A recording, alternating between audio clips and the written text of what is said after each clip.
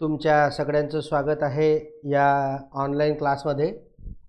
Chapter number 14 elements, compound आणि mixtures हा आपला टीचिंगचा जो टॉपिक आहे. त्याच्यामध्ये एलिमेंट्स संपवले आपण, कंपाऊंड संपवले आणि मिक्सचर्सपैकी काही महत्त्वाचा जो भाग आहे तो यावेळेस मला कव्हर करायचा आहे. तो नवीन होता, त्यामुळे आपण मागच्या वेळेस जो आहे तो थांबवलो.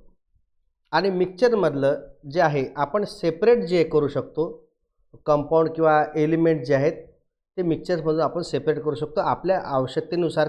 कारण प्रत्येक मिक्सचर युजफुल असेलच असं नाही. त्यामुळे ते ॲडल्ट्रेटेड फूड जे आहे वगैरे जे आहे किंवा काही पदार्थ आपल्याला त्याच्यातून वेगळे करावे लागतात. आता हे वेगवेगळ्या करायच्या वेगवेगळ्या पद्धती तर आहेच, पण 3 गोष्टी ज्या आहेत ते यावर्षी मेन आपल्याला शिकायच्या आहेत. तो या मिक्सचरमधल्या सेपरेशनच्या त्या मेथड आहेत. म्हणजे अगोदर तुमच्या ज्या मेथड झालेल्या आहेत, आपण ते चर्निंग वगैरे जे पाहिलं होतं, ते चित्रातून जे पाहिलं होतं, त्याच्यामध्ये 3 गोष्टी आता जुडणार आहे. तर त्यातली पहिली मेथड जी जुडणार आहे तिचं नाव आहे डिस्टिलेशन. जी महत्त्वाचे होते, त्यामुळे आपण त्या भागामध्ये आपण थांबलो होतो. तुमच्या पुढच्या याच्यामध्ये आपण तिला आणलं नाही. पण आजची जी पहिली मेथड पाहणार आहे आपण डिस्टिलेशन. तिन्ही ज्या मेथड आहेत आता मी सांगणार आहे तुम्हाला, ह्या खूप महत्त्वाच्या आहेत. चला डिस्टिलेशन मग आता आपल्याला बघायचं आहे. आता डिस्टिलेशन तुम्हाला मी प्रोसेस डिस्टिलेशनचा एक एक्सपेरिमेंटच तुम्हाला दाखवतो. त्या डिस्टिलेशनला मराठीमध्ये ऊर्ध्वपतन असं म्हटलं आहे. ते फक्त माहीत असावं म्हणून मी तुम्हाला ते दाखवलं. त्याच्यामध्ये दुसरा काही त्याचा उद्देश नाही आहे.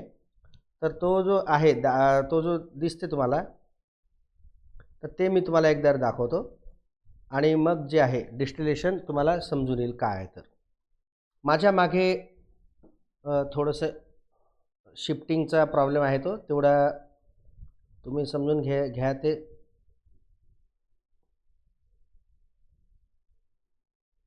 माझा व्हिडिओ बरोबर येत नसेल तरी तुम्हाला प्रोसेस जी आहे ते तुम्हाला व्यवस्थित दिसणार आहे. मी थोडंसं माझी लेवल जी आहे ती ॲडजस्ट करतो या ठिकाणी.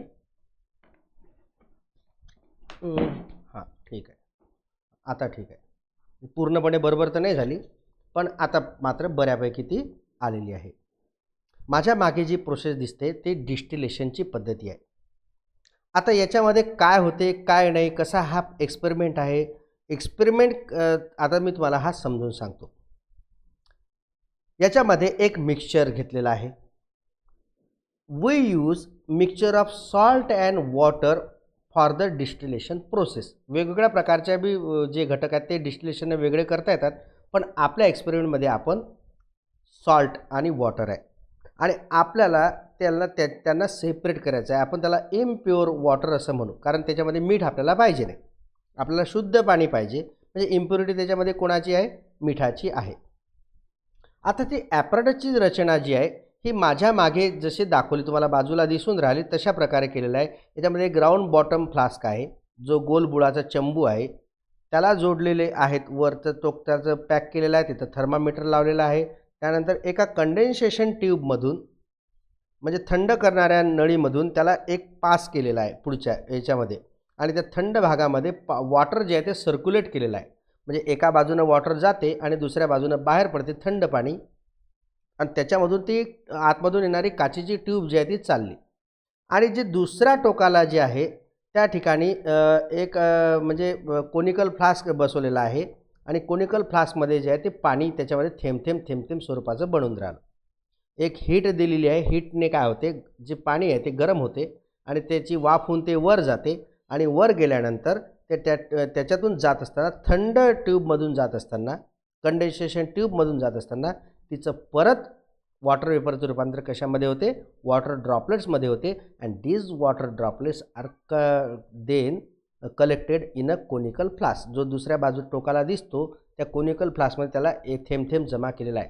आणि या प्रोसेसने काय होते की सॉल्ट जे आहे ते इव्हॅपोरेट होत नाही, फक्त वॉटरच इव्हॅपोरेट होते. म्हणजे प्युअर वॉटर वर जाते आणि प्युअरच वॉटर दुसऱ्या बाजूला येते. तुम्ही जर इकडच्या पाण्याची चव पाहिली तर ती खारट लागते आणि तिकडच्या पाण्याला चव लागत नाही. Because pure water is odourless.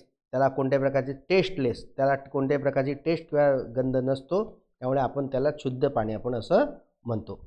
मग जर तुम्हाला पूर्ण इंग्रजीमध्येच जर म्हणायचं असेल तर the salt water in the flask is kept on the wire gauze and heated. जे खालची जे आहे वायर गेज त्याला ठिकाणी जाळी असते, त्या जाळीला तिथं फ्लेम दिल्या जातात. Water vaporises and passes through the inclined tube. आणि ती जी तिरपी झालेली जी नळी आहे त्या तिरप्या नळीतून ते जे वॉटर जे पास होते आणि ते पास होत असताना त्याच्या आजूबाजूला काय आहे, त्याच्या आजूबाजूला कोल्ड वॉटर आहे, ते त्याचं टेम्परेचर कमी करून टाकते आणि त्याचं रूपांतर परत याच्या ड्रॉपलेट्समध्ये होते आणि ते तिथं आपण अशा प्रकारे जे आहे ते सॉल्ट अँड वॉटरमधून सॉल्ट वेगळा आणि वॉटर वेगळं आपण कोण्या प्रोसेसनं करू शकतो, या प्रोसेसनं करू शकतो. हिचं नाव आहे डिस्टिलेशन. या प्रोसेसचं नाव काय आहे, डिस्टिलेशन या प्रोसेसचं नाव आहे. तुमच्या डिस्टिलेशन ही प्रोसेस बहुतेक लक्षामध्ये आली.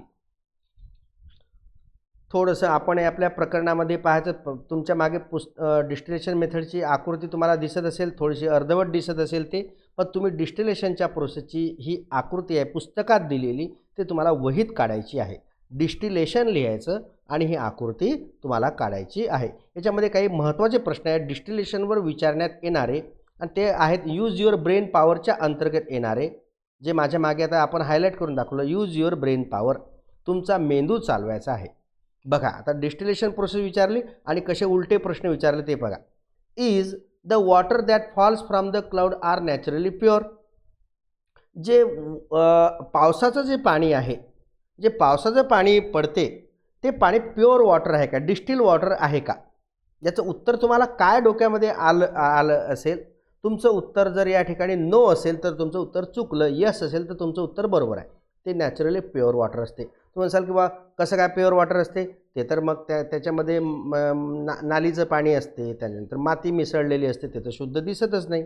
मी काय बोललो, जे नॅचरली वरून खाली पडून राहिलं, ते खाली पडल्यानंतर कुठं पाणी पडते तो आपला विषय नाही, पण ते कसं आता प्युअर कसं आहे.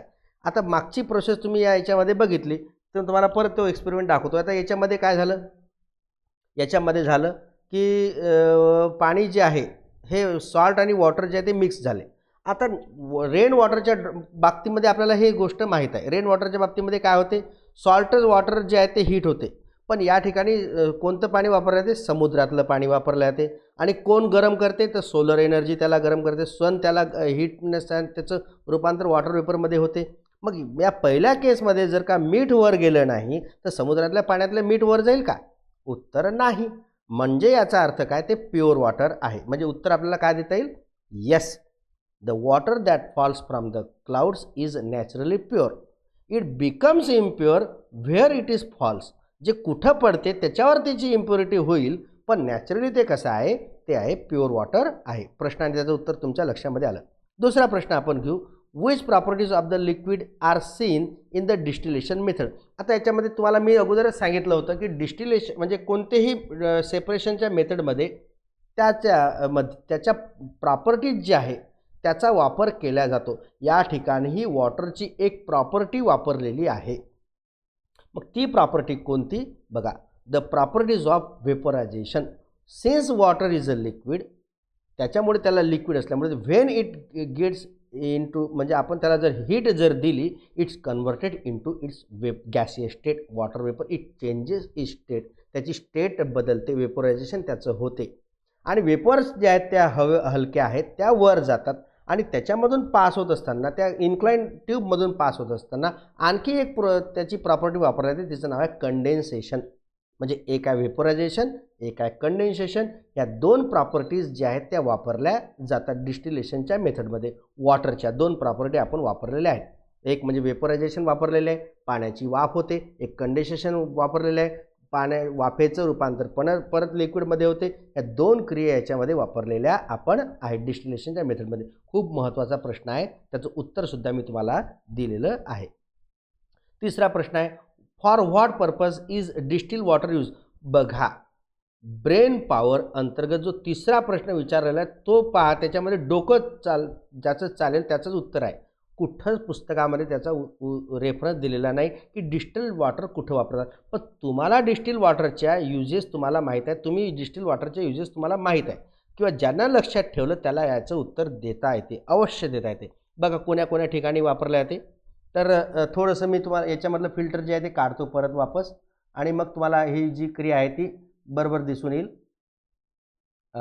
थोडासा वेळ लागेल त्या गोष्टीला, पण आपण जे आहे ते त्याला काढण्याचा प्रयत्न करू. त्याशिवाय तुम्हाला ते हिरव्या रंगातलं आहे ते दिसणारच नाही. ते बंद करतो मी थोडंसं. आता आता आता तुम्हाला ते वेगळं दिसून येईल. ठीक आहे. तर पहिलं त्याचं यूज आहे फॉर हेल्थ केअर नीड्स. आपले जे हेल्थ केअर आहेत, म्हणजे इंजेक्शन बनवल्या जातात, सलाईन ज्या बनवल्या जातात, ते काय डिस्टिल वॉटरमध्येच बनवल्या जातात. त्याला प्युअर वॉटरच पाहिजे, असं दुसरं कोणतंही पाणी त्याला पाहिजे नाही. त्यानंतर पुढचं आहे use in laboratories while doing experiment. जे शास्त्रज्ञ एक्सपेरिमेंट करतात, पाण्यावर एक्सपेरिमेंट करतात, त्याला आपण डिस्टिल वॉटरच वापरल्या जाते. आपण जे रेग्युलर वॉटर वापरतो ते त्याला चालत नाही. तिसरा पॉईंट्स आहे for the manufacturing of cold drinks.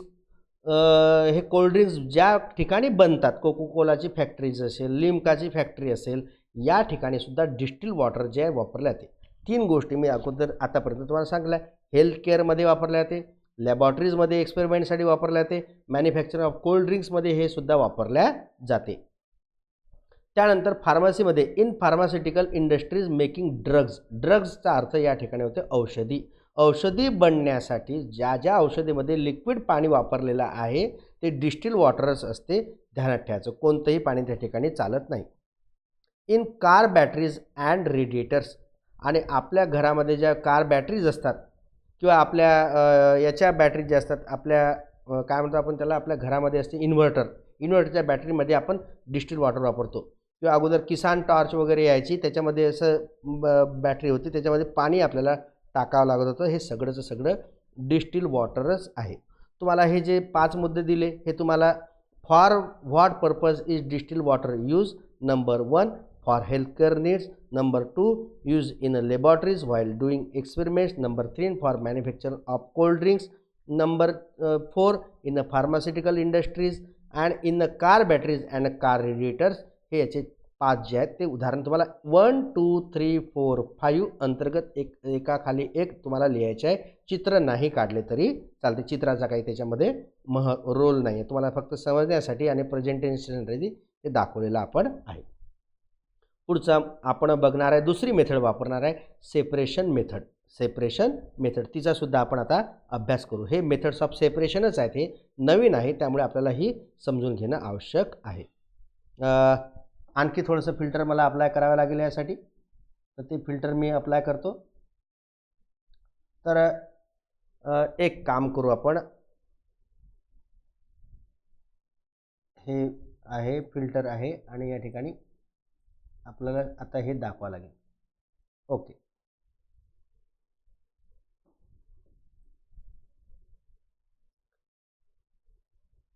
आता या प्रोसेसबद्दल सुद्धा आपण जे आहे, मला असं माझं असं व्यक्तिगत मत आहे की आपण या आता 12-13 मिनिटाचा आपला क्लास झालेला आहे हा, तर आपण याला नंतर जोडून टाकू आपण ते.